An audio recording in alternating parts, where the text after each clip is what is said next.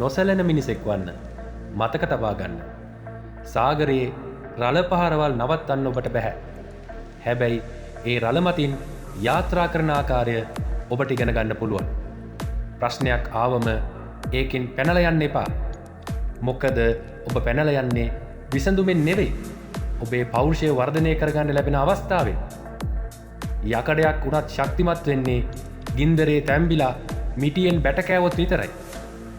ඒ නිසා අභියෝගයක් ආවම ඇයි මට මෙහෙම වුණේ කියලා අහනවා වෙනුවට කෙලින් බලලා මට තව ඕනෑම දෙයකට මුහුණ දෙන්න පුළුවන් කියන හැඟීම ඇති කරගන්න.